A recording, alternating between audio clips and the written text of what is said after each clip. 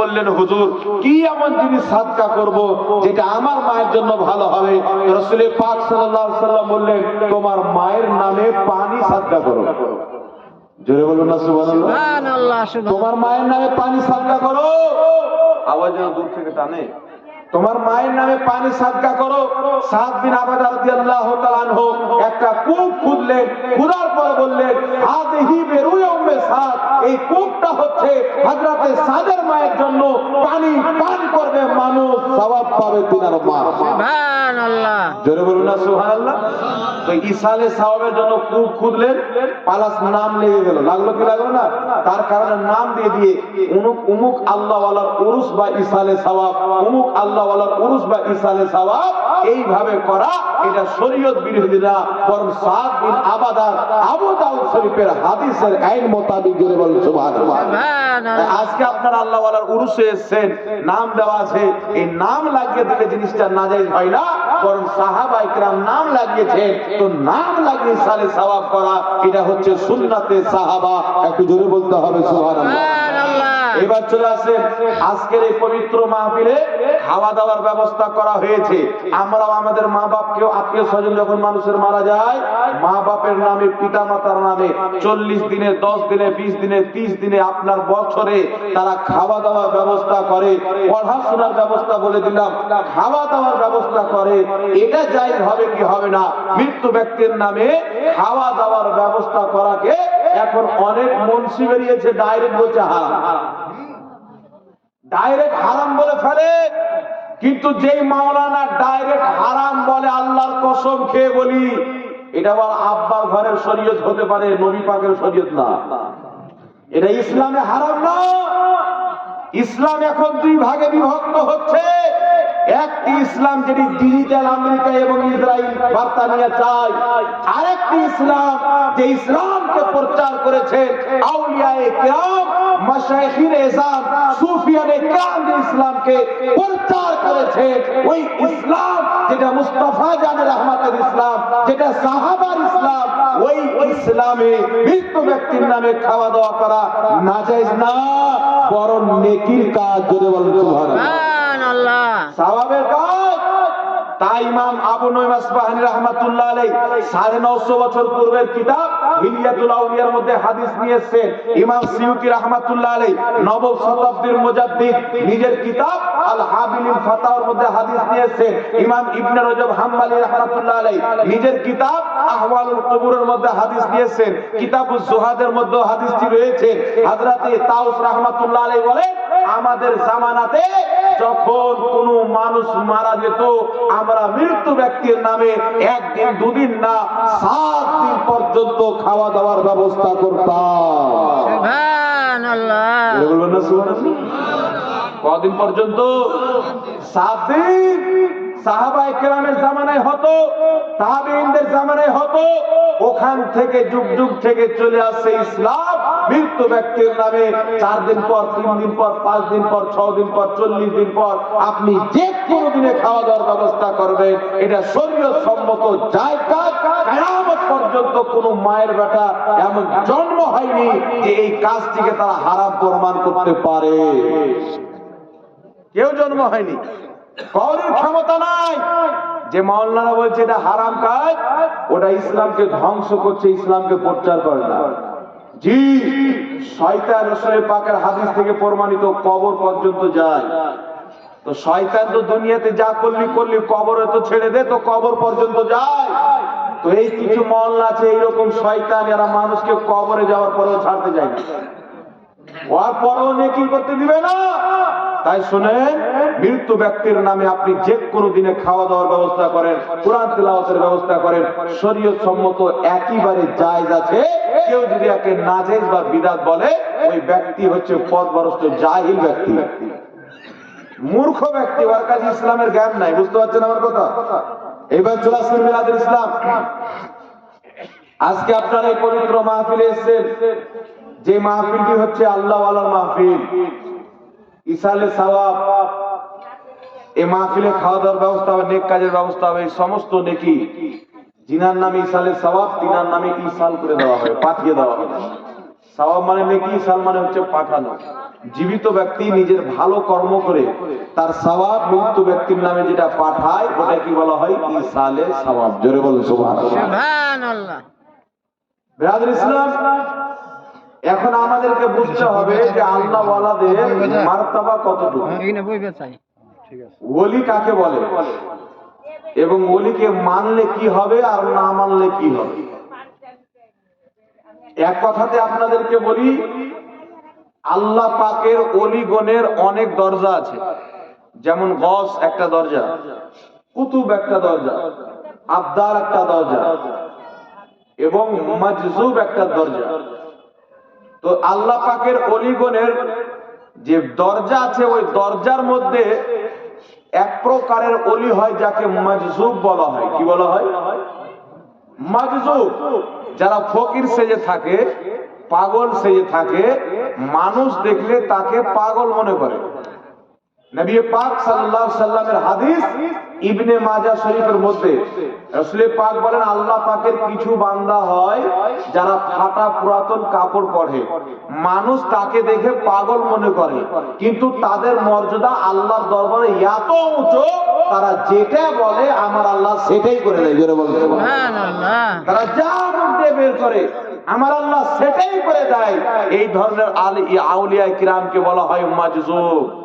যাদেরকে আমাকে দেখতে পাগল মনে হয়, ফকির মনে হয়, কিন্তু আল্লাহর দরবারে এরা শুধু ফকির না, এরা পাগল, কিন্তু আল্লাহর মহব্বতের পাগল, আল্লাহর প্রেমের পাগল।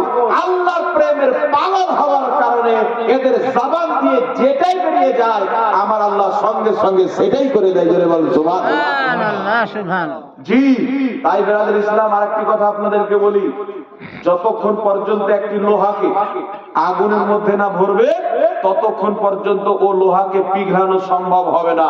তাই তার জন্য যতক্ষণ পর্যন্ত আপনি নিজের পীর ও মুর্শিদের নিকটে দরবারে তার খিদমতে না থাকবেন ততক্ষণ পর্যন্ত আল্লাহ পাকের মারিফাত বুঝার ক্ষমতা আপনার হতে পারে না।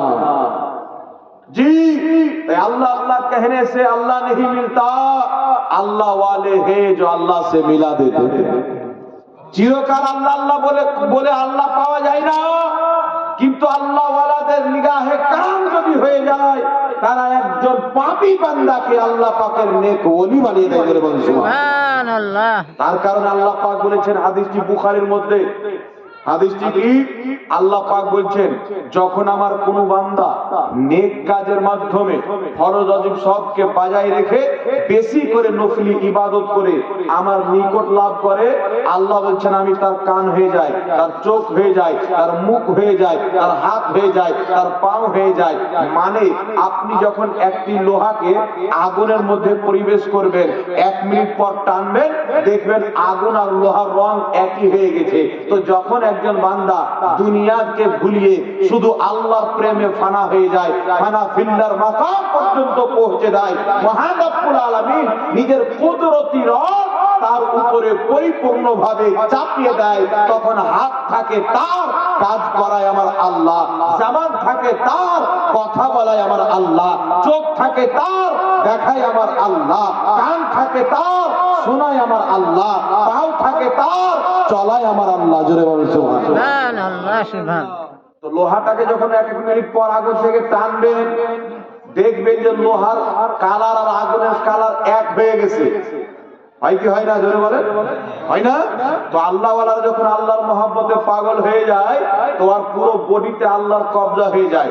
তখন তারা হাত দিয়ে এমন কোনো কাজ করে না যেটা আমার আল্লাহ চাই না, জবান দিয়ে এমন কোনো কথা বলে না যেটা আমার আল্লাহ চাই না।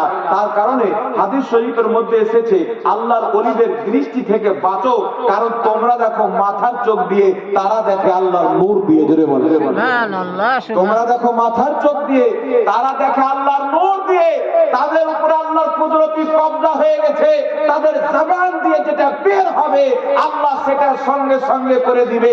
তাই পীরে পীরা, মীরে মীরা, শহীদ সাহেব বাগদাদ, বড় পীর আব্দুল কাদের জিলানী রাহমাতুল্লাহ আলাইহি যখন মুর্দাকে জিন্দা হো যা বলতো, সঙ্গে সঙ্গে আল্লাহ মুর্দাকে জিন্দা করে দিত। সুবহানাল্লাহ। সুবহানাল্লাহ। আল্লাহু আকবার কবিরা। তাই বিরাদর ইসলাম, একটা মাকাম পাওয়ার জন্য, বেলায়েতের মাকাম পাওয়ার জন্য দুনিয়াদারি ত্যাগ করতে হবে। নিজের নাফসকে জেলে বন্দি করতে হবে, তারপরে আপনি আল্লাহ পাকের দরবারে বেলায়েতের মাকাম পাবেন। যখন একজন বান্দা ওলি হয়ে গেল, আর একটি হাদিস বুখারী শরীফে ধ্যান দিয়ে শুনবেন, আল্লাহ তাবারক ওয়া তাআলা যখন কোন বান্দাকে ওলি বানিয়ে দেন, ওলি বেলায়েত দেওয়ার পর, ওলি বানিয়ে দেওয়ার পর, সেই বান্দাকে মহান রব্বুল আলামিন মহাব্বত করতে লাগেন, ভালোবাসতে লাগেন। আল্লাহ জিবরিলকে রাখেন, জিবরিল আমার অমুক বান্দা আমার ইবাদত করেছে, আমাকে খুশি করেছে, আমি বেলায়েত দান করে তাকে মহব্বত করি, তুমিও তাকে মহব্বত করো। হযরতে জিবরিল আমিনও তাকে মহব্বত করেন। হযরতে জিবরিল আমিন আলাইহিস সালাতু ওয়াস সালাম সকল ফেরেশতার মধ্যে কথাটিকে ছড়িয়ে দেন, সকল ফেরেশতাও মহব্বত করতে লাগে। সেই ওলির মহব্বত আল্লাহ জমিনের মানুষের অন্তরে কলবে গেঁথে দেয়, আর দুনিয়া দীর্ঘদিন চলে যায়, তার ইন্তিকাল করা, তার মহব্বত জমিনে মানুষের কলবে থেকে যায়। জোরে বলেন সুবহানাল্লাহ। তাই আজকে গাউসে পাক কত বছর পূর্বে তাজকির আজকে পর্যন্ত হচ্ছে, গুণগান আজকে পর্যন্ত হচ্ছে, খাজা মঈনুদ্দিন চিশতি কত বছর পূর্বে গুণগান এখন পর্যন্ত হচ্ছে। তো মহান রব্বুল আলামিন যাদেরকে ভালোবাসে তাদের ভালোবাসা দুনিয়াতে রেখে দেন, তাই কিয়ামত পর্যন্ত আল্লাহ ওয়ালাদের গুণগান এই জমিনের মাটিতে চলতে থাকবে, চলতে থাকবে। জোরে বলুন সুবহানাল্লাহ, সুবহানাল্লাহ। এইবার একে মহব্বত করতে হবে। আল্লাহ যখন কাউকে ওলি বানিয়ে দিল, আপনাকে তাকে মহব্বত করতে হবে। কেন করতে হবে? যখন আপনি তাকে মহব্বত করবেন আল্লাহর ভালোবাসা পাবেন। আর যদি মহব্বত না করেন কি হবে? হাদিসটি বুখারী শরীফের, ক্বালা রাসূলুল্লাহ সাল্লাল্লাহু আলাইহি ওয়াসাল্লাম ইন্নাল্লাহ তাআলা ক্বাল মান আদালি ওয়ালিয়ান ফাকাদ আযানতুহু বিল হারব। আল্লাহ তাবারক ওয়া তাআলার প্রিয় রাসূল বলেন, নিশ্চয় আল্লাহ বলেছেন, যেই ব্যক্তি আমার ওলি বান্দার সঙ্গে দুশমনি করলো, আমি আল্লাহ তার সঙ্গে যুদ্ধ ঘোষণা করলাম। সুবহানাল্লাহ। জোরে বলুন না সুবহানাল্লাহ। যে আমার ওলির সঙ্গে দুশমনি করলো, বুগজ রাখলো, আমি আল্লাহ তার সঙ্গে যুদ্ধ ঘোষণা করলাম, যুদ্ধ। তাই কি বুঝতে পারলেন? আল্লাহ ওয়ালাদেরকে যারা মহব্বত করবে আল্লাহ তাদেরকে মহব্বত করবে, আল্লাহ ওয়ালাদের সঙ্গে যারা বুগজ রাখবে আল্লাহ তাবারক ওয়া তাআলা তাদের সঙ্গে যুদ্ধর ঘোষণা করবে, জাহান্নামে জ্বালাবে। তার কারণে আউলিয়া কিরামের মহব্বত, আল্লাহ ওয়ালাদের মহব্বত, এটা ঈমানের অঙ্গ, ঈমানের অংশ। যাদের অন্তরে ইনাদের মহব্বত নাই, বুগজ ভরা আছে, তারা মুসলমান না। বুঝতে পারছেন আমার কথা বলছি? সমস্যা হচ্ছে না তো? তাই আল্লাহ ওয়ালাদেরকে মহব্বত করতে হবে, এটা আমার আপনার ঈমানি দায়িত্ব। এইবার চলে আসেন, যুগ যুগ থেকে আমাদের শুধু দেশে না, আজ থেকে 100 বছর পূর্বে যান।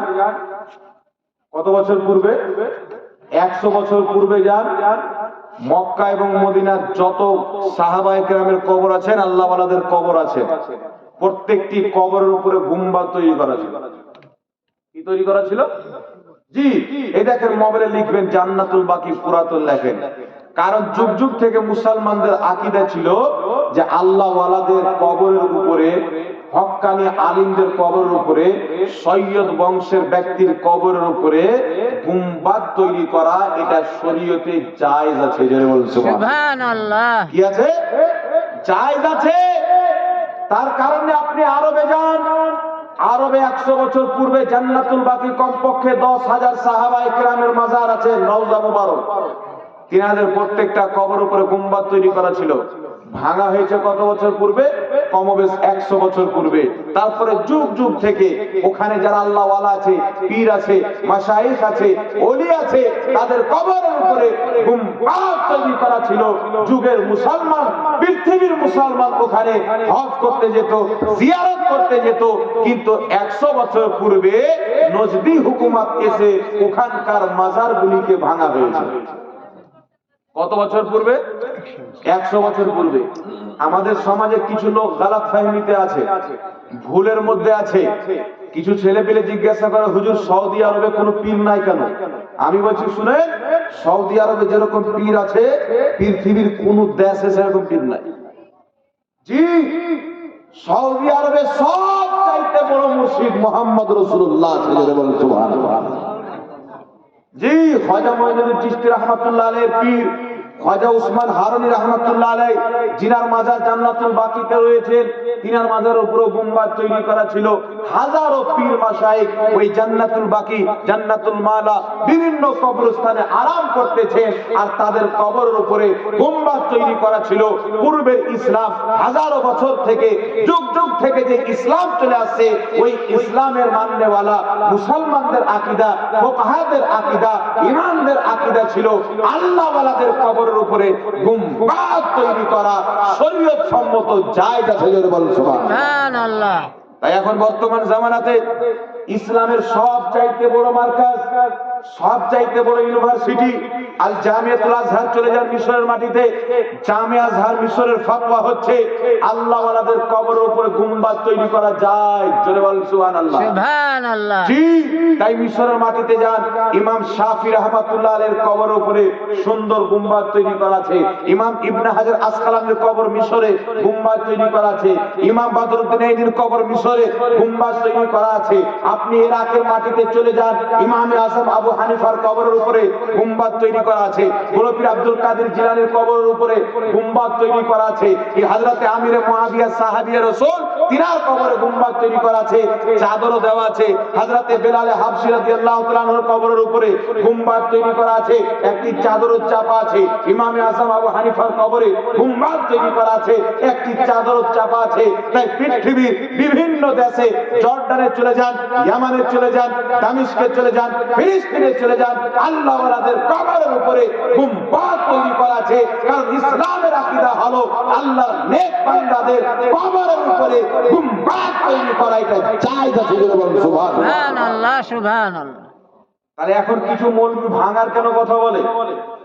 আমেরিকা, ইসরায়েল তারা জানে, তারা লেগে আছে ইসলামকে মিটাবো। পশ্চিমা দেশ তারা সবাই চাইবে ইসলামকে মিটাবে, ইসলামকে ধ্বংস করব। তো তারা বহু বছর পূর্বে থেকে চেষ্টা করেছে, যুদ্ধের মাধ্যমে ইসলামকে ধ্বংস করব, পারেনি। লড়াইয়ের মাধ্যমে ইসলামকে ধ্বংস করব, পারেনি।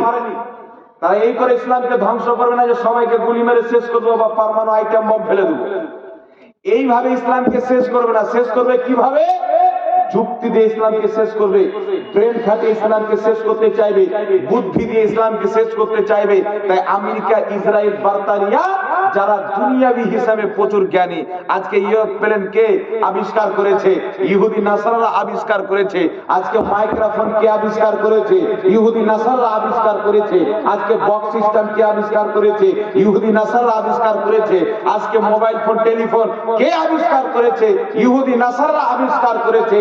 এই ইহুদি নাসারা ইসলামের সবচাইতে বড় দুশমন। তাই আল্লাহ কুরআন পাকে বলেছে, মুসলমানদের খুল্লাম খুল্লা দুশমন হচ্ছে ইহুদি এবং নাসারা। তোমাদের কোনদিন বন্ধু হতে পারে না। যারা ইহুদি নাসারার সঙ্গে বন্ধুত্ব করবে, তারা তাদেরই মধ্যে পড়ে যাবে। তার কারণে আমেরিকা, ইসরায়েল চাই, বার্তানিয়া চাই ইসলামকে ধ্বংস করব। তাই মুসলমানের মধ্যে ফিরকা কে তৈরি করেছে? আমেরিকা তৈরি করেছে, বার্তানিয়ারা লাগিয়ে তৈরি করেছে। শিয়া সুন্নি ভাগ করেছে, তারপরে খারজিদেরকে দাঁড় করিয়েছে, তারপরে আপনার ওয়াহাবি মতবাদকে দাঁড় করিয়েছে। বিভিন্ন রকমের মতবাদ বার্তানিয়া, আমেরিকা, ইসরায়েল মিলে তারা তৈরি করেছে ইসলামের মধ্যে কুরআন এবং হাদিসের নামে যেন ইসলামকে আমরা নলেজ দিয়ে শেষ করব। কি দিয়ে শেষ করব? বলছে কোন জাতিকে যদি মিটাইতে হয়, কোন জাতিকে যদি ধ্বংস করতে হয়, আগে তাদের মধ্য থেকে তাদের আকাবিরদের মহাব্বতকে বের করতে হবে, তারপরে ওই জাতি নিজে নিজে ধ্বংস হয়ে যাবে। তাহলে মুসলমানকে কিভাবে ধ্বংস করব?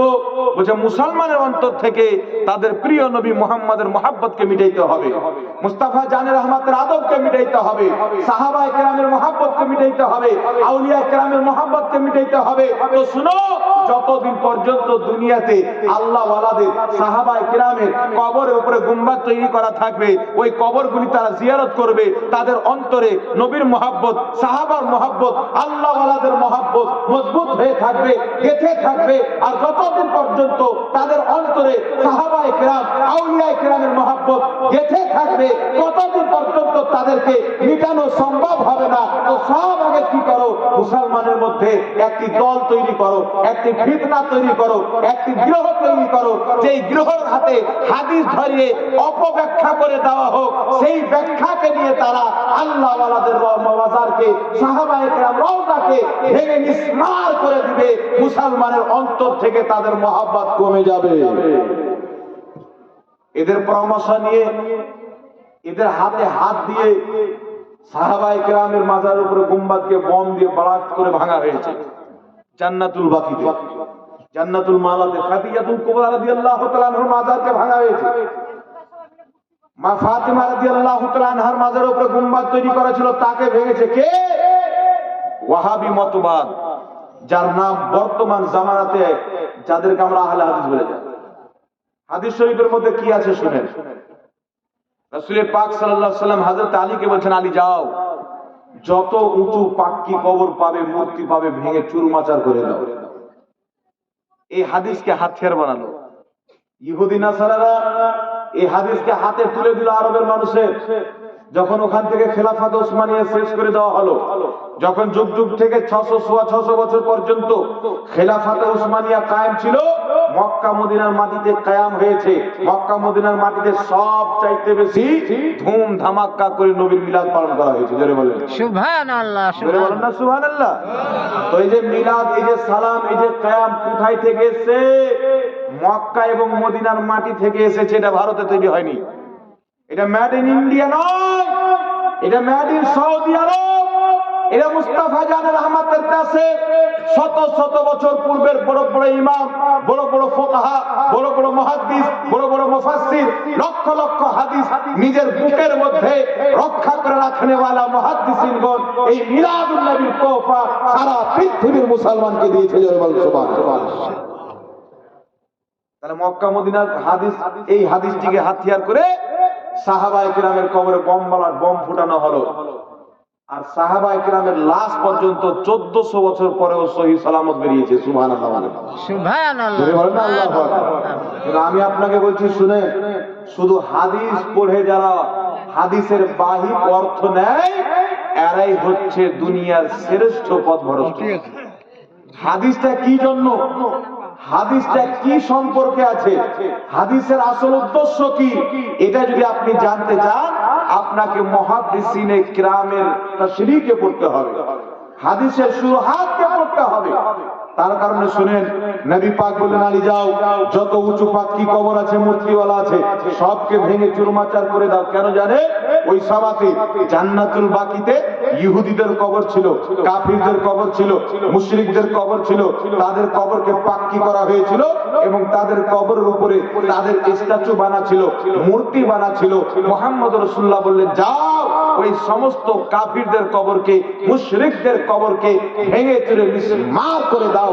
এই জমিনের মাটিতে কোনো কাফেরের কবর থাকবে না, এই জমিনের মাটিতে মুস্তাফার গোলামদের কবর থাকবে। জোরে বলেন সুবহানাল্লাহ। সুবহানাল্লাহ, সুবহানাল্লাহ।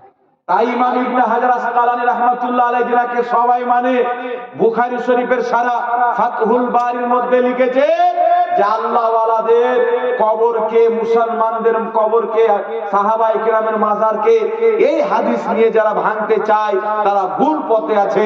কারণ আমার নবী যে ভাঙতে বলেছিলেন মুশরিকদের কবর, মূর্তি পূজকদের কবর ভাঙতে বলেছিলেন, অগ্নি পূজকদের কবর ভাঙতে বলেছিলেন। এই হাদিসকে নিয়ে মুসলমানদের কবরকে, আউলিয়ায়ে কেরামের মাজারকে, সাহাবায়ে কেরামের মাজারকে ভাঙা যাবে না।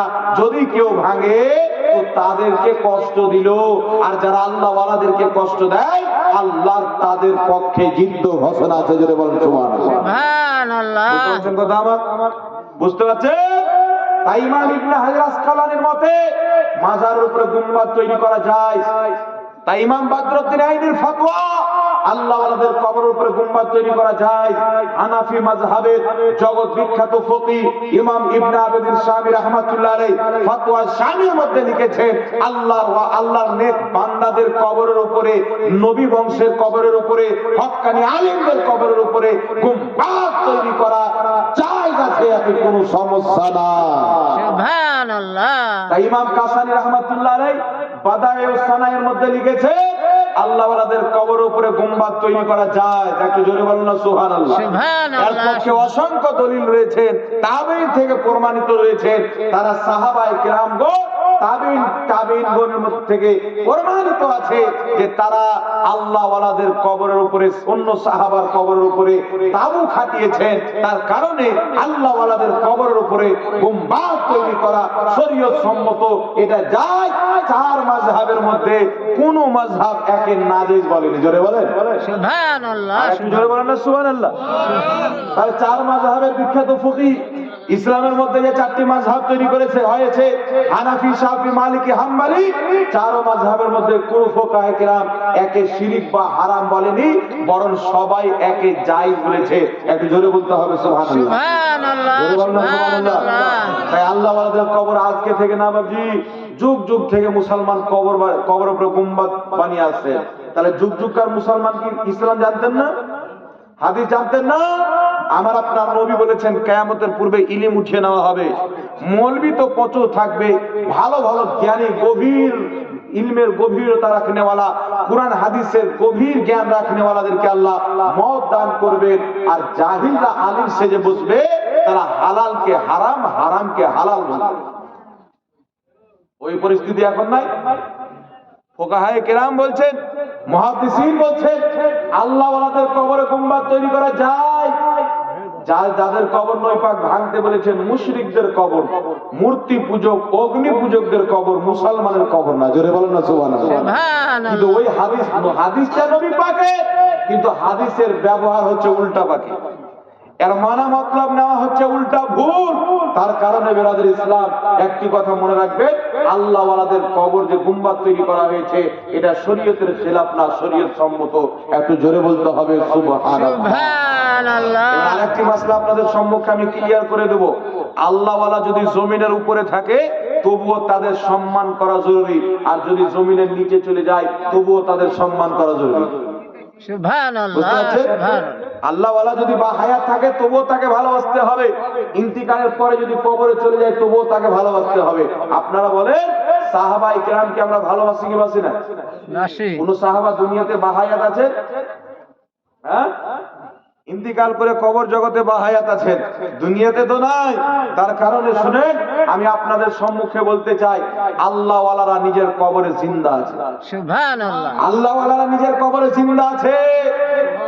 11 শতাব্দীর মুজাদ্দিদ ইমাম মুল্লা আলী কারি রাহমাতুল্লাহ আলাইহি নিজের কিতাব মিশকাতের শরা মিরকাতের মধ্যে লিখেছে, যারা আল্লাহর ওলি হয় তারা মরে না, কি করে?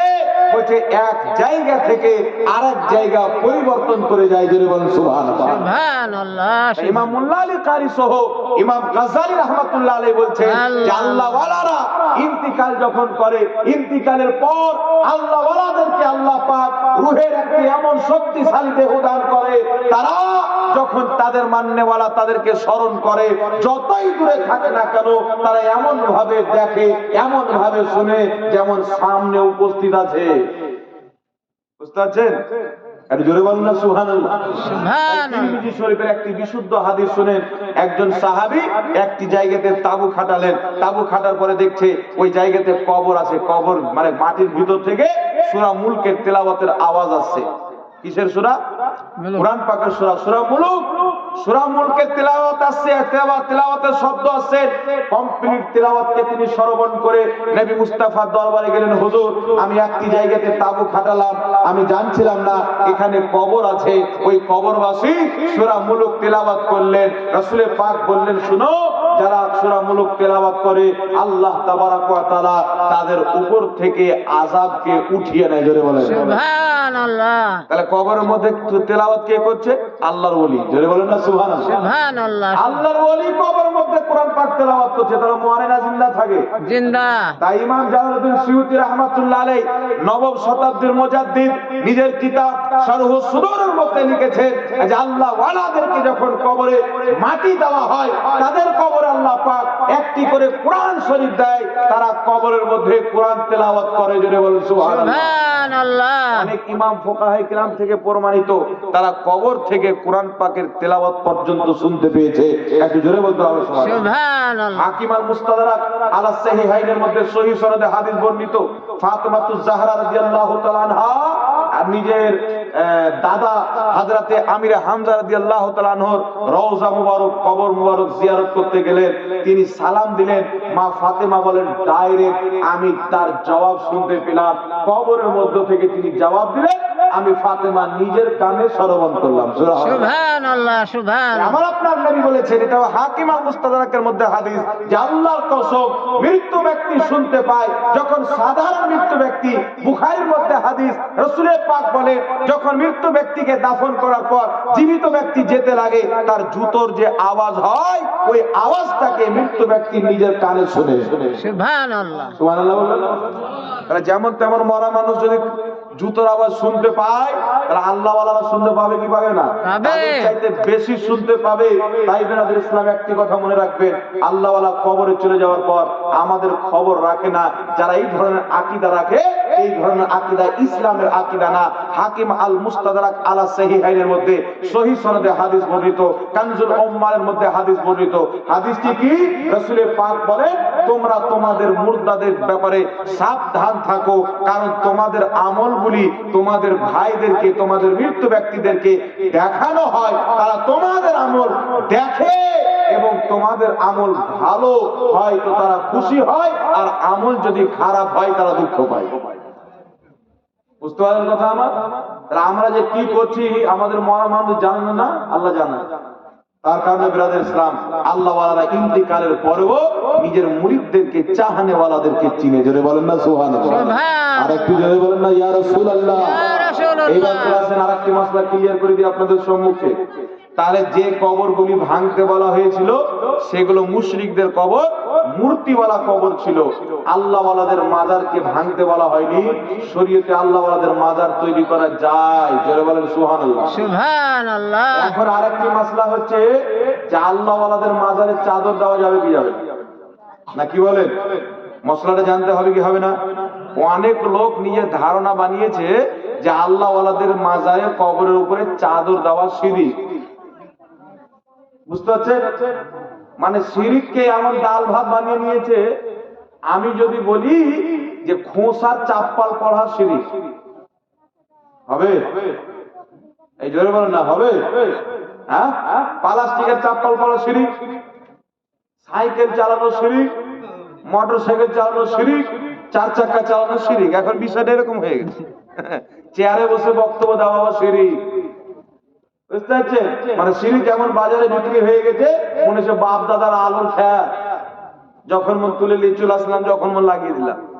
তো শিরক কি জিনিস এটা তো ইসলামে বলা আছে, তাই না? মাজারের চাদর দিলে শিরক কেন হবে? কেন শিরক হবে?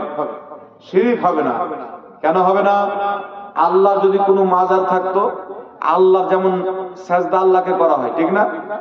রুকু আল্লাহকে করা হয়। কেউ যদি কাউকে আল্লাহ মনে করে সাজদা করে তাহলে শিরক হবে। নামাজ আল্লাহর জন্য পড়া হয়, কেউ যদি বান্দার জন্য নামাজ পড়ে তাহলে শিরক হবে। তো আল্লাহ যদি মাজার থাকতো আর আল্লাহর মাজারে চাদর চাপা থাকতো, চাদর চাপা হতো, তো আল্লাহর ওলিদের মাজারে চাদর চাপানো শিরক হতো। যে আল্লাহর মাজারে চড়া হচ্ছে, আল্লাহর ওলিদের মাজারে চড়া হচ্ছে। আল্লাহর কি কোনো মাজার হয়? না। আল্লাহকে মওত আসবে? না। আল্লাহকে কি ভুলন আছে? না। ও তো চিরস্থায়ী জীবিত। তাহলে কি করে শিরক হলো? শুনেন, মৌলবি আপনাকে ধোকার মধ্যে রেখেছে। তাই বক্তব্য হক্কানি আলিমের শুনতে হবে, জাল মৌলবির বক্তব্য শুনতে হবে না। খালি ইউটিউবে দেখে মনে করি না আলিমটা হক্কানি আছে। আমি আপনাকে বলছি শুনেন, আমি আমার বাপের ঘর থেকে ফাতোয়া দিব না। আমি একজন হানাফি মাযহাব মাননেওয়ালা। জি, তো হানাফি মাযহাবের প্রসিদ্ধ কিতাব ফাতওয়ায়ে শামী, সেই ফাতোয়া শামীর মধ্যে ইমাম ইবনে আবিদিন শামী রাহমাতুল্লাহ আলাইহি স্পষ্ট ফাতোয়া দিয়েছে, আল্লাহওয়ালাদের মাজারের উপরে পাগড়ির কাপড় দেওয়া বা মাজার চড়ানো এটা হচ্ছে ভালো কাজ, জায়েজ কাজ। জোরে বলেন না সুবহানাল্লাহ। সুবহানাল্লাহ। ফাতোয়া শামী হানাফি মাযহাবের বিখ্যাত কিতাব। আল্লাহওয়ালাদের মাজারের উপরে চাদর চাপানো যায়, তাই যুগ যুগ থেকে মুসলমান আল্লাহওয়ালাদের মাজারে চাদর চাপিয়ে আছে। যদি নাজায়েজ থাকতো এটা কবে বন্ধ হয়ে যেত। এখন পর্যন্ত বন্ধ হয়নি, কিয়ামত পর্যন্ত হবে না। কেন? আল্লাহওয়ালাদের মাজারে চাদর চাপানো যায়। তো যেই মৌলবীরা বলে যে আল্লাহওয়ালাদের মাজারের উপরে চাদর চাপানো শিরক, তাহলে আমি ওই মৌলবীকে বলবো ইমাম ইবনে আবিদিন শামীর উপরে ফতোয়া লাগাও, যাকে তোমরাও মানো। যেই কিতাব বলে বেটা তুমি ফাতোয়া দাও, ওই কিতাবের মধ্যে আছে ইহুদিদের পাদ্রীর মতো হয়ে না, নাসারাদের পাদ্রীর মতো হয়ে না। তারা তাওরীতে যখন আমার নবীর শানকে দেখতো, ঢেকে দিত, লুকিয়ে দিত। তারা যখন জাবুরের মধ্যে আমার নবীর শানকে দেখতো, ইনজিলের মধ্যে লুকিয়ে দিত, ঢেকে দিত। তো ফাতোয়া স্বামী তুমি পড়ে নামাজের মশলা বয়ান করো, রোজার মশলা বয়ান করো, প্রস্রাবের মশলা বয়ান করো, চলাফেরার মশলা বয়ান করো, তালাকের মশলা বয়ান করো, মসজিদের মশলা বয়ান করো। ওই ফাতোয়ায় স্বামীর মধ্যে ফাতোয়া দেওয়া আছে আল্লাহ ওয়ালাদের মাজারে চাদর চাপানো জায়েজ আছে, তখন তুমি সেটা ইহুদিদের পাদের মতো লুকিয়ে দিচ্ছ। আল্লাহ তোমাকে কিয়ামতে ছাড় দিবে না, দিবে না, এই জোরে বল না, ছাড় দিবে না। তার কারণে আল্লাহ ওয়ালাদের কবরের উপরে চাদর চাপানো যায়, কিন্তু শুনে চাদর যেন অসংখ্য হয়ে না যায়। হাজারো হাজারো চাদর চাপাচ্ছেন, প্রয়োজন নাই। শুনেন, একটা চাদর যদি সহি সালামত থাকে আল্লাহ ওয়ালাদের কবরের উপরে, দ্বিতীয় চাদর না চাপাটা ভালো, কিন্তু শিরক হবে না, নাজেজ হবে না, হারাম হবে না। আপনি গেলেন আল্লাহ ওয়ালাদের মাজার জিয়ারত করতে, দেখছেন মোহাব্বত একটি চাদর দিবেন, সম্মান দিবেন, কারণ আল্লাহ ওয়ালার সঙ্গে আপনার সম্পর্ক আছে। তাহলে আপনাকে কি করতে হবে? দেখছেন একটা চাদর দেওয়া আছে, তাহলে আপনার কর্তব্য কি হবে? যে আপনি ওই চাদরের টাকাতে একটি কাপড় কিনে কোনো ফকিরকে দিয়ে দিবেন, কোন মিসকিনকে দিয়ে দিবেন, বা মাদ্রাসাতে দান করে দিবেন। আপনার নিয়ত কি হবে? যে আমি এই টাকা দিয়ে চাদর কিনে দিলাম, কাপড় কিনে দিলাম, দান করলাম, এর সওয়াব ওই আল্লাহ ওয়ালার নামে ইসাল করে দিলাম। তাহলে ওই আল্লাহর ওলি আপনার প্রতি বেশি খুশি হবে। সুবহানাল্লাহ। সুবহানাল্লাহ বলবেন না? তাহলে বুঝতে পারলেন? তার কারণে আল্লাহ ওয়ালাদের মাজার উপরে চাদর চড়াকে কেউ হারাম নাজেজ কেউ কিয়ামতের সকাল পর্যন্ত প্রমাণ করতে পারবে ক্ষমতা নাই, এটা প্রমাণিত জিনিস। অনেক ইমামগণ জায়েজ বলেছেন, আমি মাত্র একটা বললাম, এইবার দ্বিতীয় নম্বরে চলে আসে।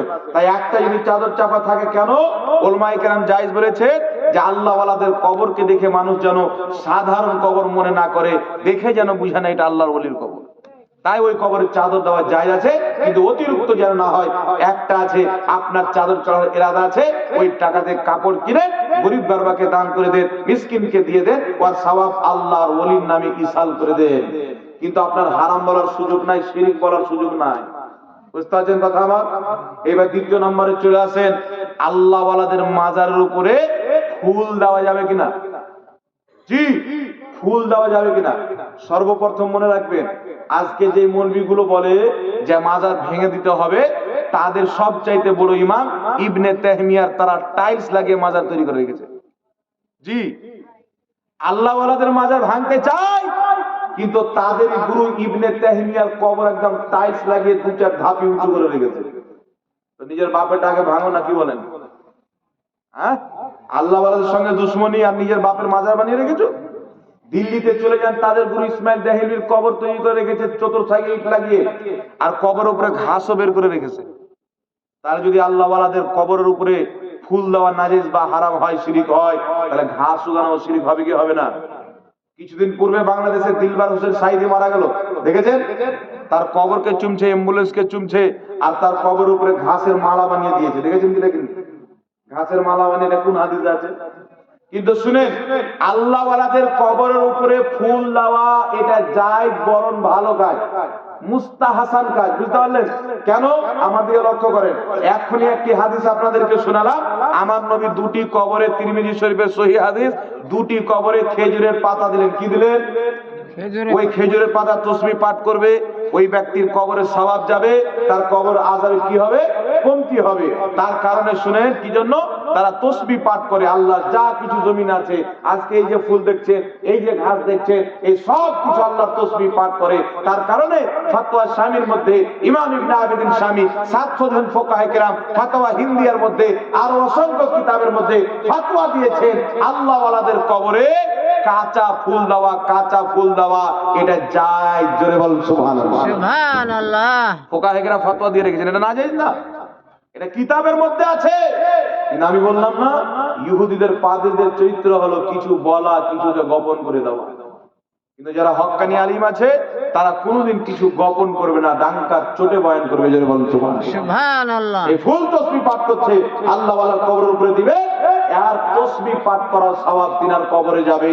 ওই ওলির সম্মান মর্যাদা আরো আল্লাহ বাড়াবে। জোরে বলেন সুবহানাল্লাহ। আর একটু জোরে বলুন না সুবহানাল্লাহ। সুবহান। এখন প্রশ্ন হচ্ছে, হুজুর ওটা তো গুনহেগার ছিল তাই তাদের কবরে দেওয়া হয়েছিল, আল্লাহ ওয়ালারা তো গুনহেগার না, তাই শুনেন সাদ বিন আবাদা সহ অসংখ্য সাহাবী, বুখারীর মধ্যে হাদিস, একজন সাহাবী এসে নিজের মৃত্যু মায়ের নামে খেজুরের বাগান দান করে দিলেন। হাদিস শরীফের মধ্যে আছে কেউ পিতা মাতার নামে হজ করছেন, ইন্তেকাল করেছেন। তো তাহলে কি বুঝা গেল?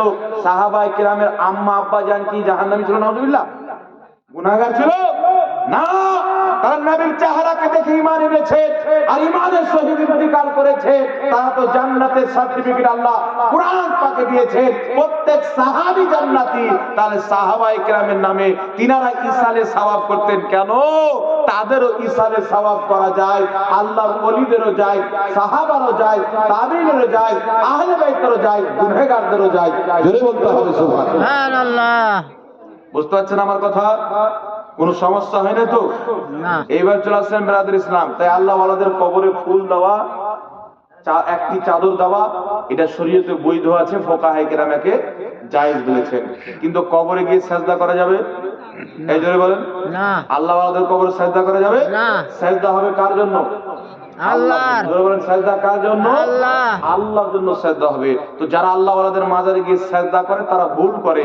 আল্লাহ ওয়ালাদের কবর জিয়ারত করা সুন্নাতে রাসূল, নবী পাকের সুন্নাত। তাদের ওখানে গিয়ে দোয়া করা, তাদের ওসিলা দিয়ে আল্লাহর কাছে চাওয়া, এটা শরীয়তে প্রমাণিত আমল। আমি বলছি আপনাদের সম্মুখে সর্বপ্রথম কুরআন পাক থেকে বলছি, শুনেন, কুরআন পাক শুনেন। সূরা ইউসুফের মধ্যে আছে ইয়াকুব আলাইহিস সালাতু ওয়াস সালামের কান্না করতে করতে যখন চোখের দৃষ্টি চলে যায়, তখন তিনার ভাইরা, ইউসুফ নবীর ভাইরা ইউসুফ আলাইহিস সালামের কাছে গেলেন যে ভাই, আপনার সঙ্গে কান্না করতে করতে আব্বা চোখের জ্যোতি হারিয়ে দিয়েছেন, এখন আপনি ব্যবস্থা করেন কিছু, তাহলে বাড়ি চলেন, আব্বা যেন খুশি হয়। তো ইউসুফ আলাইহিস সালাম নিজেরা কি জামা দিয়েছিলেন আর বলেছিলেন আমার আব্বার চোখের উপরে রেখে ফিরিয়ে টেনে নিও, এই জামার ওসিলাতে আল্লাহ আমার বাপের চোখ ফিরিয়ে দিবে। সুবহানাল্লাহ। সুবহানাল্লাহ। জোরে বলেন না সুবহানাল্লাহ। তার কারণে ইউসুফ আলাইহিস সালামের জামা নিয়ে এসে ইয়াকুব নবীর চেহারাতে রেখে টেনে নেওয়া হলো। ওই জামার ওসিলাতে আল্লাহ পাক সঙ্গে সঙ্গে তিনাকে শেফায়াত করে দিল। বলেন সুবহানাল্লাহ। সুবহানাল্লাহ। শেফা দান করলো। জি, এইবার চলে আসে আপনাকে হাদিস শরীফ থেকে দলিল দিই। সাহাবায়ে কেরাম মুসিবতে পড়ে আল্লাহর নবী রওজাতে গিয়ে দোয়া করেছেন। মুসান্নাফে ইবনে আবি শাইবার মধ্যে হাদিস, যে হাদিসটিকে ইমাম ইবনে হাজার আসকালানী বুখারী শরীফের সারা ফাতহুল বারির মধ্যে সহিহ বলেছেন।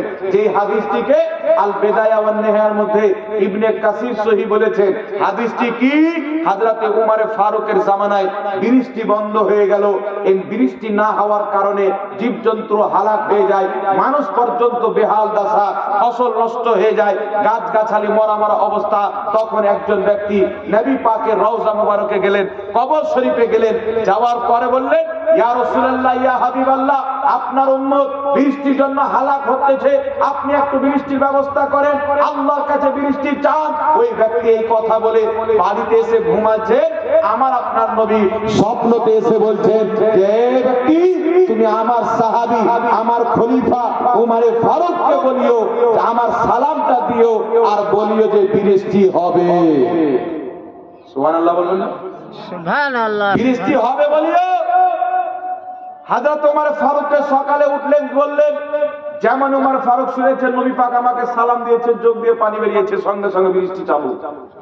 তাহলে কি বুঝা গেল? সাহাবায়ে কেরাম মুসিবতে পড়ে নবী পাকের রওজাতে গিয়ে দোয়া করেছেন। যারা বলেন না সুবহানাল্লাহ। সুবহানাল্লাহ। আর সুবহানাল্লাহ। জগৎ বিখ্যাত ফকিহ ইমাম শাফি রাহমাতুল্লাহ আলাইহি, যিনার এই বক্তব্যটি ফতোয়া শামির মধ্যে উল্লেখ করা হয়েছে, তিনি বলেন আমি যখন কোনো মুসিবতে ফাঁসতাম, কোথাও গিয়ে হাল হতো না, মুসিবতের সমাধান পেতাম না, তখন আমি ইমামে আজম আবু হানিফা রাহমাতুল্লাহ আলাইহি মাজার শরীফে যেতাম, তিনার ওসিলা দিয়ে দোয়া করতাম, 2 রাকাত নামাজ পড়তাম আর তিনার ওসিলা দিয়ে দোয়া করতাম, মহান রব্বুল আলামিন আমার মুসিবতের সমাধান করে দিত। সুবহানাল্লাহ। জোরে বলুন না সুবহানাল্লাহ। জি, তারপরে চলে আসেন সিয়ার আলামিন নুবালা, লেখকের নাম ইমাম যাহাবী রাহমাতুল্লাহ আলাইহি, যিনাকে সবাই মানেন। তিনি বলছেন আদ-দুআউ মুস্তাজাবুন ইনদা কুবুরিল আমবিয়া ওয়াল আউলিয়া। আল্লাহ ওয়ালাদের কবরে, নবীগণের কবরে গিয়ে যেই দোয়া করা হয়, ওই দোয়াটি আল্লাহ কারেন্টের মতো কবুল করে নেয়। সুবহানাল্লাহ। সুবহানাল্লাহ। তার কারণে যুগ যুগ থেকে মুসলমান নিজের পরেশানিতে পড়ে কোথাও গিয়ে যখন হাল পায় না, সমাধান হয় না, আল্লাহ ওয়ালাদের মাজার জিয়ারত করতে যায়। জিয়ারত করা হচ্ছে নবীর সুন্নাত। তাদের ওসিলা দিয়ে দোয়া করে, কারণ শরীয়তে প্রমাণিত তাদের ওসিলা দিয়ে দোয়া করলে আল্লাহ তাদের দোয়াকে কবুল করে নেয়। জোরে বলুন সুবহানাল্লাহ। জি, এই জন্য মুসলমান মাজার জিয়ারত করতে যায়। কিন্তু ওখানে গিয়ে সাজদা করা যাবে না। এই জোরে বলেন যাবে না। আল্লাহ ছাড়া কাউকে সাজদা করা যাবে না। এবার চলে আসেন মিরাজুল ইসলাম। আরেকটি মাসালা আপনাদের সম্মুখে আমি বয়ান করে দিই। আল্লাহ ওয়ালাদের মাজারে গিয়ে দোয়া কবুল হয়, এটা শরীয়তে প্রমাণিত আমল। ফাতাওয়া দারুল উলুম দেওবান্দ, ফাতাওয়া দারুল উলুম দেওবান্দের মধ্যে লেখা আছে আল্লাহ ওয়ালাদের কবরে গিয়ে, মাজারে গিয়ে তাদের ওসিলা দিয়ে দোয়া করা মুস্তাহাব, ভালো কাজ, সুবহানাল্লাহ, নেকির কাজ। সুবহানাল্লাহ। সুবহানাল্লাহ বলুন না। জি, এই জন্য আল্লাহ ওয়ালাদের মাজারে মুসলমান যাবে না তো কে যাবে? যারা ইসলাম প্রচার করেছেন, আল্লাহ আল্লাহ করে দুনিয়া থেকে চলে গেছেন, আল্লাহকে খুশি করেছেন, তাদের কবর মুসলমান জিয়ারত করতে যাবে না তো কে যাবে? এখন কিছু লোক বেরিয়েছে বলে মানুষ মরে গেল তার ওসিলা চলবে না, মানুষ তো মানুষ, নবীর ওসিলা দিয়ে দোয়া করা যাবে না। নাউজুবিল্লাহ বলেন। তাবরানী শরীফের মধ্যে সহিহ হাদিস, নবীর ইন্তেকালের পর উসমান গনি রাদিয়াল্লাহু তাআলা আনহু খেলাফতের জামানায় সাহাবায়ে কেরাম আমার আপনার নবীর ওসিলা দিয়ে দোয়া করেছে। মাজমা জাওয়াইদের মধ্যে হাদিস, ইমাম হাইসামী রাহমাতুল্লাহ আলাইহি হাদিস উল্লেখ করেছেন, যে হাদিসটি বিশুদ্ধ সনদের হাদিস। সেই হাদিসের মধ্যে আছে হযরতে আলীর আম্মা জান যখন ইন্তিকাল করলেন, আমার আপনার নবী তিনাকে কবরে রাখার পর, মাটি দেওয়ার পর দোয়া করছেন, আল্লাহ আমার মায়ের কবরকে তুমি প্রশস্ত করে দাও, আমার মায়ের কবরটিকে তুমি জান্নাতের বাগান করে দাও, আমার মায়ের মাগফিরাত করে দাও। আমার নবী দোয়া করে বলছেন বিহাক্কে নবিয়িকা ওয়াল আম্বিয়া, তোমার নবী মুহাম্মদ রাসূলুল্লাহর ওসিলায় ওয়াল আম্বিয়া, পূর্বের যত নবী ছিল সমস্ত নবীর ওসিলায়। জোরে বলেন সুবহানাল্লাহ। আমার আপনার নবী কি শরীয়ত দিচ্ছেন? নিজের ওসিলা নিচ্ছেন, তিনি জীবিত আছেন। যেই নবী ইন্তিকাল করেছেন, কবর জগতে চলে গেছেন, প্রত্যেক নবী তো জিন্দা। যিনারা ইন্তিকাল করেছেন, ইন্তিকালের পরে তিনাদের ওসিলা নিয়ে আমার আপনার নবী দোয়া করেছেন। তো যারা ওসিলাকে মানে তারাই হচ্ছে নবীর দেওয়া ইসলাম মাননেওয়ালা। যারা ওসিলা চলবে না বলে, এটা নবীর ইসলাম না, বরং আমেরিকা ইসরায়েলের ইসলাম। আপনি কোন ইসলাম নেবেন? নবীজির ইসলাম। কার ইসলাম নিতে হবে? নবী পাকের ইসলাম নিতে হবে। আমার আপনার নবী নিজেই পূর্বের সমস্ত নবীর ওসিলায় দোয়া করেছেন, আদম নবীর ওসিলায় দোয়া করেছেন, ইব্রাহিম নবীর ওসিলায় দোয়া করেছেন। কবে? তিনাদের ইন্তিকালের পর। তাহলে কি বোঝা গেল? আল্লাহ ওয়ালা যদি বেঁচে থাকে তার ওসিলা নিতে হবে, যদি ইন্তিকাল করে তবুও তিনার ওসিলা দিয়ে, শুধু তাই নয়, তিনাদের ওসিলা দিয়ে দোয়া করা সুন্নাতে মুস্তাফা। জোরে বলেন সুবহানাল্লাহ। সুবহানাল্লাহ। আমার নবী নিজেই করেছেন, সাহাবা নিজেই করেছেন। তাহলে কি বুঝতে পারলেন? আল্লাহ ওয়ালাদের ইন্তিকালের পরও তিনাদের দোহাই দিলে দোহাই কাজে লাগে। সুবহানাল্লাহ। এবার চলে আসেন দুটি হাদিস আপনাদের সম্মুখে শোনাবো। একটি শোনাবো কোরআন পাক। কি শোনাবো বাবজি? কোরআন পাক। জি, একটি কোরআন পাক, কোরআন পাকের একটি দলিল দেবো, আর একটি বুখারী শরীফের হাদিস শোনাবো। আল্লাহ ওয়ালাদের দরবারে যাওয়ার সাথে কি পাওয়া যায়? অনেক লোক আছেন, অনেক দরবারে মানুষ মুরিদ হতে যায় অনেক পীরের হাতে, কিন্তু শুনেন, পানি পিও ছানকে, পীর পাকড়ো পেহচানকে। জি, পানি দেখে শুনে পান করতে হয় কি হয় না? কলের পানি যদি খারাপ হয় তাহলে আমরা ওই পানিকে পান করি না, কিনা পানি পান করি, ছাকা পানি পান করি, করি না? ফিল্টার করা পানি পান করি। এরকম পীরের নামে অনেক দুই নম্বরই বেরিয়েছে, বাইরে হয়নি? তাই পীর ধরতে গেলে হক্কানি দেখে ধরতে হবে। আর শরীয়তে পীর ধরা সুন্নাতে কাদিমা মুস্তামেরা। আপনি উঠান কোরআন পাক, এই দেখেন পবিত্র কোরআন দেখতেছেন। এই কোরআন পাকে সূরাতুল ফাতহা 10 নম্বর আয়াতে আমার আপনার নবীর ব্যাপারে আল্লাহ বলছেন, মেহবুব, যারা তোমার হাতে বাইত করে তারা আমি আল্লাহর হাতে বাইত করে। সুবহানাল্লাহ। সুবহানাল্লাহ। সূরা ফাতহা 10 নম্বর আয়াত দেখেন, সাহাবা আমার নবীর হাতে বাইত গ্রহণ করেছেন। সুবহানাল্লাহ। এই পবিত্র কোরআন সূরাতুল মুমতাহিনার 12 নম্বর আয়াত খুলেন, সাহাবায়ে কেরামের স্ত্রীকে পর্দার আড়াল থেকে আমার আপনার নবী মুরিদ করেছেন। সুবহানাল্লাহ। সুবহানাল্লাহ বলবেন না? নবী পাকের ইন্তিকাল পরে আবু বকর সিদ্দিকের দরবারে উমর ফারুক গিয়েছে, যাওয়ার পরে বলছেন, ইয়া আবু বকর সিদ্দিক রাদিয়াল্লাহু তাআলা আনহু, আপনি হচ্ছেন উত্তম ব্যক্তি, খুব ভালো মানুষ, আমি উমর ফারুক আপনার বাইত গ্রহণ করতে চাই, আপনার হাতে মুরিদ হতে চাই। হযরত আবু বকর সিদ্দিক তিনাকে মুরিদ করলেন। সুবহানাল্লাহ। হযরতে তালহা হযরতে আলীর হাতে বাইত হয়েছেন।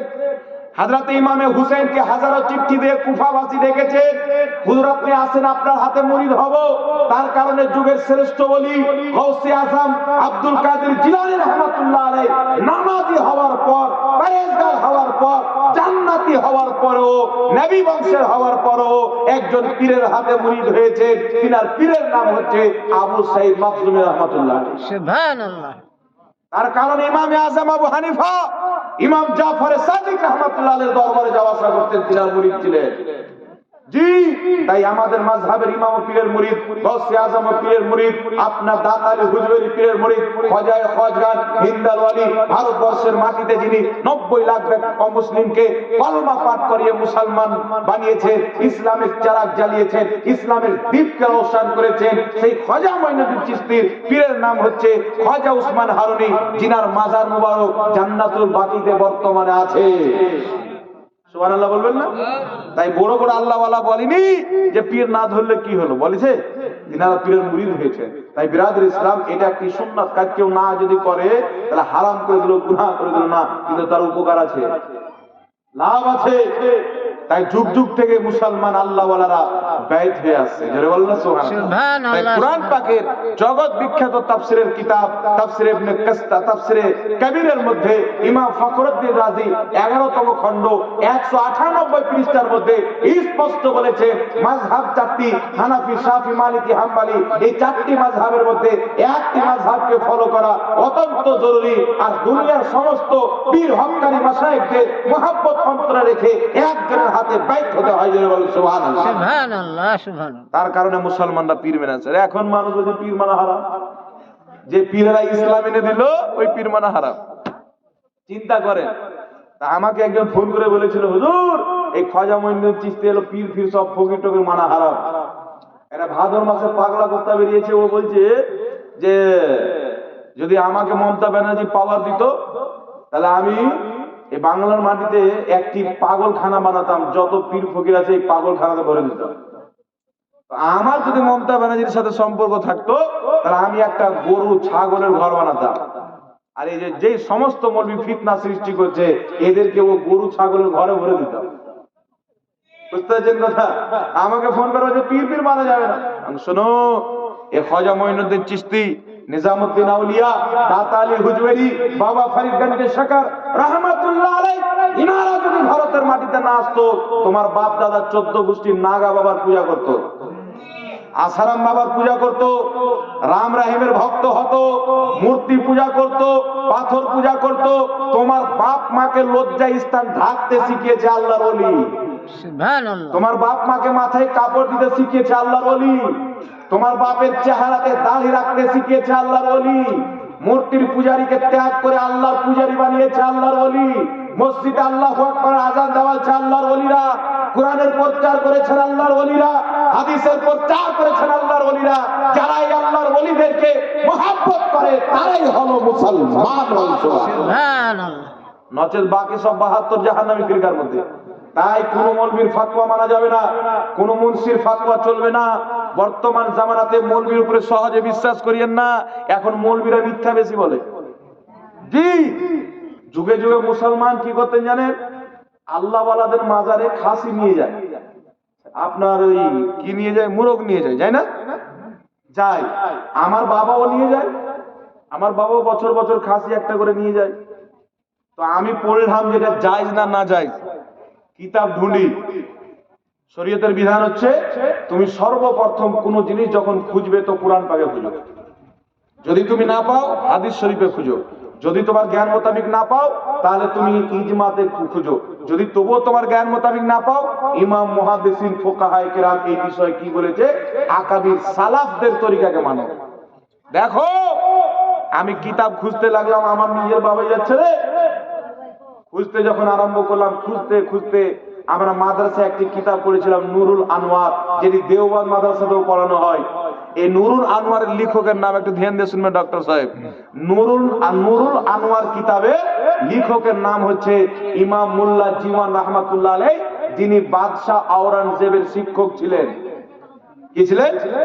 আওরঙ্গজেব বাদশাহ শিক্ষক ছিলেন, বহুত বড় আলিম। উনার মতন আলিম বর্তমানে পৃথিবীতে একটাও নাই। লক্ষ লক্ষ হাদিসের হাফিজ, জগৎ বিখ্যাত ফকিহ, জিনাদের ব্যাপারে আল্লাহ কুরআন পাকে বলেছেন, ইয়া আইয়ুহাল্লাযীনা আমানু আতিউল্লাহ ওয়া আতিউর রাসূল ওয়া উলিল আমরি মিনকুম। হে ঈমানদার, আল্লাহর আদেশ মানো, রাসূলের আদেশ মানো, ওয়া উলিল আমরি মিনকুম, হুকুমদাতাদের আদেশ মানো।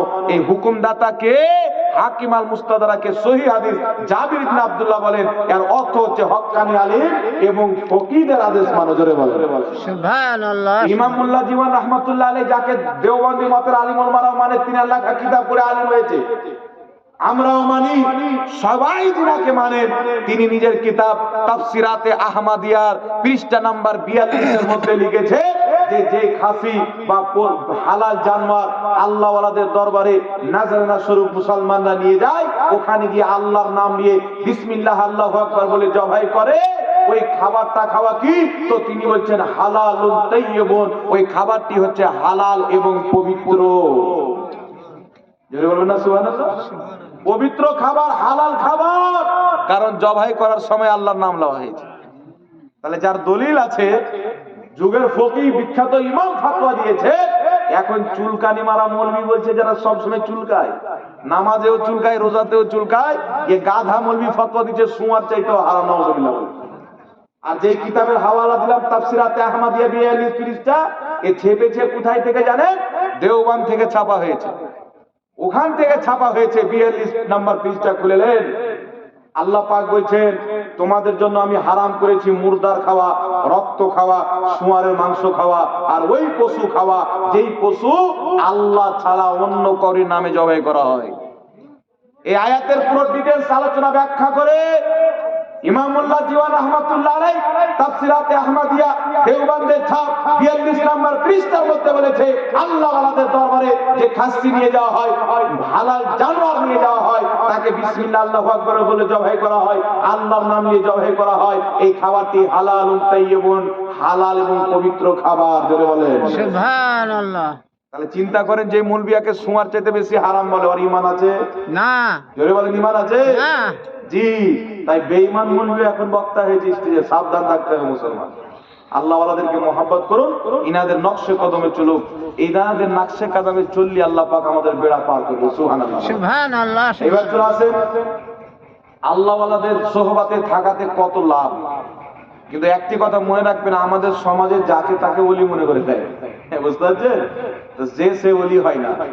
জি, ওলি দেখবেন যাকে দেখলি আল্লাহ বলে স্মরণ চলে আসে, সুবহানাল্লাহ। যাকে দেখলি আল্লাহ বলে স্মরণ চলে আসে, তারাই হয় আল্লাহর ওলি। জোরে বলে সুবহানাল্লাহ। তাদের চরিত্র, ব্যবহার, ক্যারেক্টার, আমল দেখে বুঝে নেবে। না তারা নিজের জীবনে জিন্দেগিতে কোন নামাজকে ত্যাগ করবে, না জিন্দেগিতে হারাম কর্ম করবে, শরীয়ত বিরোধী কোনো কাজ করবে না, ইসলামের পক্ষে থাকবে, ইসলামের প্রতি কঠোরভাবে কায়েম থাকবে, তার আল্লাহ ওয়ালা। জোরে বলেন সুবহানাল্লাহ। আর কি জোরে বলেন না সুবহানাল্লাহ। সুবহানাল্লাহ। আপনাকে বলি শুনেন, আল্লাহ ওয়ালাদেরকে মহব্বত করলে কি পাওয়া যাবে? সর্বপ্রথম পবিত্র কোরআন পাক সূরাতুল কাহাফ, এই সূরাতুল কাহাফ আপনি পাঠ করবেন। সূরাতুল কাহাফের মধ্যে পাবেন আসহাবে কাহাফ, ইনারা কোন নবী কোন রাসূল ছিলেন না। আসহাবে কাহাফ কে ছিলেন? আল্লাহর ওলি ছিলেন। ইনাদের দরবারে একটি কুত্তা থাকতো ডক্টর সাহেব, একটি কুত্তা ইনাদের দরবারে থাকতো। এই কুত্তার ব্যাপারে হাদিস শরীফে এসেছে, আল্লাহ তাআলা এই কুত্তাকে জান্নাতে দিলেন। জিজ্ঞাসা করা হলো, এই কুত্তা কেন জান্নাতে যাবে? বলছে আসহাবে কাহাফ আল্লাহর ওলিদেরকে মহব্বত করত, তাদের দরবারে থাকতো, তার কারণে আল্লাহ এই কুত্তাকেও জান্নাতি করে দিয়েছে। সুবহানাল্লাহ। সুবহানাল্লাহ বলেন না? জি। তাহলে আল্লাহ ওয়ালাদের দরবারে যদি কুত্তা থাকে জান্নাতি হয়ে যায়, তাহলে মানুষ যদি থাকে লাভ হবে না লস হবে? হবে, উপকার হবে কি হবে না? জান্নাতি হবে। একটি হাদিস শুনেন, বুখারী শরীফ, কোরআন পাক থেকে প্রমাণ হলো। বুখারী শরীফের হাদিস শুনেন, একজন ব্যক্তি একটা না দুটা না 99 জনকে হত্যা করেছে। কতজনকে? 99। কথা বলতে হবে আব্বাজান, কতজনকে? 99। হাদিসটি বুখারী। 99 জনকে হত্যা করার পর তার মধ্যে ঘৃণা জন্ম নিয়েছে, আল্লাহ কত মানুষকে মারবো, তওবা করি, আমাকেও তো মরতে হবে। বাড়ি থেকে বেরিয়েছে তওবা করবো বলে, রাস্তায় একটা ছোট লেভেলের মৌলবীর সঙ্গে সাক্ষাৎ, বলছেন হুজুর আমি 99 জনকে হত্যা করেছি, এখন আমি তওবা করতে চাই, আল্লাহ কি আমাকে ক্ষমা করবে? জি। তো ওই মুন্সি বলছে জানে না ফাতোয়া, মানে হাত উড়িয়ে ডাক্তারের মতো বসতে হচ্ছে, যেটা করতে পারে না ওটাও করে বসতে হবে। এ বলছে যে একটা না দুটা না 99 জনকে হত্যা করেছো, তোমার কোনো ক্ষমা নাই, কোনো মাপ নাই। ওই ব্যক্তি বলছে আমার যখন ক্ষমা নেই তো তোমাকেও ছাড়বো না, তালোয়ার বের করলো, ওয়াকেও হত্যা করে দিল, 100টা পুজো দিল। হাদিসটি বুখারী শরীফ। 100টা পূজার পরে আবার বের হয়েছে, রাস্তাতে চলতে আরম্ভ করেছে, চলতে চলতে চলতে চলতে একটা ভালো আলিমের সঙ্গে সাক্ষাৎ, দেখা হয়েছে, বলছে হুজুর 100 জনকে হত্যা করেছি, এখন আমি তওবা করতে চাই, আল্লাহ কি আমাকে ক্ষমা করবে? তো ওই আলিম বলছে শোনো, তোমার হত্যা করার শেষ আছে, কিন্তু আল্লাহ পাকের রহমতের শেষ নাই। এই দেখো সামনে উমুক গ্রামে যাও, আল্লাহর কিছু ওলি বান্দা আছে, আবিদ নেক বান্দা আছে, তাদের নিকটে গিয়ে তওবা করো, আল্লাহ তোমাকে ক্ষমা করে দেবে। সুবহানাল্লাহ। সুবহানাল্লাহ বলবেন না? যেমনই শুনলেন উমুক গ্রামে আল্লাহ ওয়ালা আছে, তাদের কাছে গিয়ে তওবা করব। বেরিয়ে গেছেন, সেখান থেকে অর্ধেক রাস্তাতে গিয়েছে, মালকুল মউত এসে আত্মা বের করে নিল, আত্মা বের করেছেন, মারা গেছে, দেহটা যেখান থেকে ছিল সেই দিকে পড়েছে। এখন জান্নাতেরও ফেরেশতা এসেছে, জাহান্নামের ফেরেশতা এসেছে। কথাটি আমার রাসূল পাক বলছেন, বুখারী শরীফের হাদিস। জাহান্নামের ফেরেশতা বলছে 100 জনের হত্যাকারী জাহান্নামে নিয়ে যাব, জান্নাতের ফেরেশতা বলছে হত্যা তো করেছিল, তওবা করার জন্য আল্লাহ ওলিদের দরবারে যাচ্ছিল, জান্নাতে নিয়ে যাবে। সুবহানাল্লাহ সুবহানাল্লাহ। তার মধ্যে তর্ক চলছে, জাহান্নামের ফেরেশতা বলছেন না, তওবা করতে তো যাচ্ছিল, এখন পর্যন্ত তওবা করি জাহান্নামে নিয়ে যাবে। জান্নাতের ফেরেশতা বলছে না, পাক্কা নিয়ত করেছিল তওবা করা, জান্নাতে নিয়ে যাব। লড়াই চলছে, আল্লাহর পক্ষ থেকে অর্ডার হচ্ছে, শুনো তোমরা তর্ক করিও না, ফাসলা না, জমিন নাপো, যেখান থেকে এসেছে ওই দিক যদি কাছে হয় জাহান্নামে নিয়ে যাও, আমার ওলির দরবার যদি কাছে হয় জান্নাতে নিয়ে যাও। জোরে বলুন সুবহানাল্লাহ। নাপতে আরম্ভ করা হলো, নাপতে যখন আরম্ভ করেছে, আল্লাহর পক্ষ থেকে হুকুম হচ্ছে, যেখান থেকে এসেছিল ওই জমিনটা আল্লাহ বলছে রে জমিন তুমি দূরে সরে যাও, ওই জমিনটা লম্বা হয়ে গেল, যেখান থেকে যাইতো আল্লাহ ওয়ালাদের দরবার, আল্লাহ তাবারাক ওয়া তাআলা বলছে জমিন তুমি কাছে হয়ে যাও, ওই জমিনটা কাছে হয়ে গেল। আল্লাহর হুকুম হলো 100 জনের হত্যাকারী আল্লাহ ওয়ালাদের নিকটে হওয়ার কারণে জান্নাত চলে গেল। সুবহানাল্লাহ সুবহানাল্লাহ। তাই চিন্তা করেন আল্লাহ ওয়ালাদের দরবারে যাওয়ার কত আপনার দাম আছে, কত ফজিলত আছে। তার কারণে যুগ যুগ থেকে মানুষ আল্লাহ ওয়ালাদেরকে মহব্বত করে। এই মহব্বত মহান রব্বুল আলামিন করতে বলেছেন, কারণ যারা আল্লাহ ওয়ালা হয়, আলা ইন্না আউলিয়া আল্লাহি লা খাউফুন আলাইহিম ওয়ালা হুম ইয়াহজানুন, নিশ্চয় খবরদার যারা আল্লাহর ওলি হয় তাদের কোনো ডর নাই, তাদের কোনো খৌফ নাই। লাহুমুল বুশরা ফিল হায়াতিদ দুনিয়া ওয়াল আখিরা, দুনিয়া এবং আখিরাতে তাদের জন্য সুসংবাদ, দুনিয়াতেও তারা কামিয়াব, হাসরের ময়দানেও কামিয়াব। জোরে বলতে হবে সুবহানাল্লাহ সুবহানাল্লাহ। তার কারণে ইনাদের কদমে থেকে, ইনাদের নিসবতে থেকে নিজেকে ধন্য করতে হবে। সব জিনিস কি জন্য? আল্লাহকে পাওয়ার জন্য। জোরে বলেন না সুবহানাল্লাহ সুবহানাল্লাহ। ওনারা যতটুকু আল্লাহর ব্যাপারে জানে আমরা জানি না, আল্লাহর মারিফাত হাকিকত ওনারা যত জানে আমরা কেউ জানি না। তার কারণে ওনাদের কাছে গিয়ে কিছু মারিফাত হাকিকতের রহস্য, আল্লাহ তাবারাক ওয়া তাআলার হাকিকতের শরীয়তের রহস্যকে জানার জন্য, ইলমকে শিখার জন্য, ঈমানকে মজবুত করার জন্য, আল্লাহর নিকট লাভ করার জন্য আল্লাহ ওয়ালাদের সম্পর্কে ইনাদের নিসবতে থাকতে হয়। একটু জোরে বলতে হবে সুবহানাল্লাহ। আল্লাহুম্মা সাল্লাল্লাহু আলা সাইয়্যিদিনা মাওলানা মুহাম্মদ ওয়া আলা